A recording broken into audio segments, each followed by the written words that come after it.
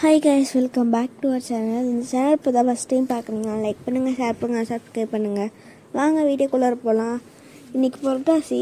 என்ன புரட்டாசி அது மாதிரி சிக்கன் பண்ணிகிட்ருக்கேன்னு பார்த்தீங்களா? இது வந்து ஆல்ரெடி பண்ணுறேன், அதுதான் அப்லோட் பண்ணுறோம். ஃபஸ்ட்டு எண்ணெய் போட்டு கடுகு போட்டுக்கணும். அப்புறம் கருவேப்பிலை, கொத்தமல்லி, இஞ்சி பூண்டு பேஸ்ட்டு போட்டு நல்லா வதக்கிக்கணும். அப்புறம் தக்காளி போட்டு வரமிளகாய் போட்டு நல்லா வதக்கிக்கணும்.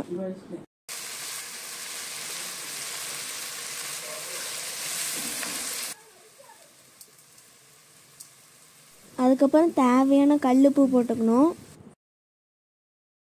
நாங்கள் குழம்பு ஆல்ரெடி பண்ணி வச்சுருந்தோம். குழம்பு நீங்கள் ஊற்றுனா தான் நல்லா கிரேவி மாதிரி வரும். பக்கத்தில் கொதிச்சிட்ருக்க குழம்பு எடுத்து இந்த பக்கம் எடுத்து ஊற்றிக்கலாம்.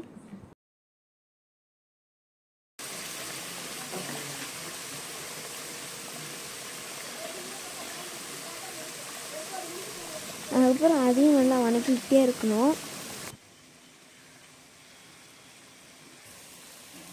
இந்த பக்கத்தில் குழம்புல வந்து கருவேப்பிலை, கொத்தமல்லி போட்டு அதுக்கப்புறம் நாங்கள் முட்டை போட்டுக்கிட்டோம். அதுலேயே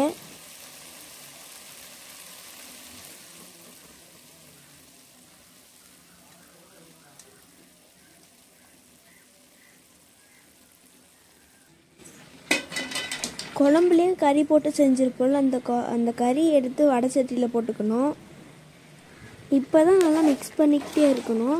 இந்த குழம்பு ஊற்றணும்ல, அது வந்து கறியோடு நல்லா மிக்ஸ் ஆகணும். அதனால் 5 மினிட்ஸுக்கு வந்து அடுப்பை லோவில் வச்சுட்டு அப்படியே விட்டுடலாம்.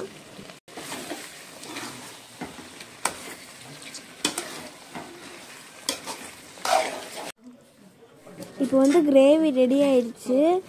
அதை எடுத்து ஒரு பாத்திரத்தில் வந்து ட்ரான்ஸ்ஃபர் பண்ணிக்கலாம்.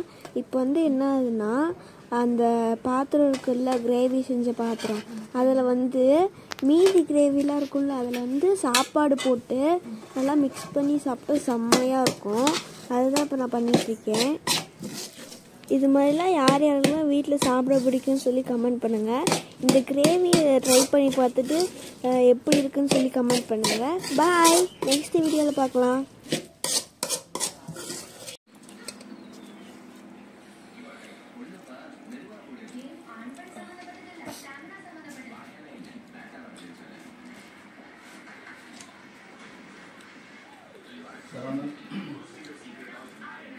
ஃப்ரீ ஆகிட்டீங்களா?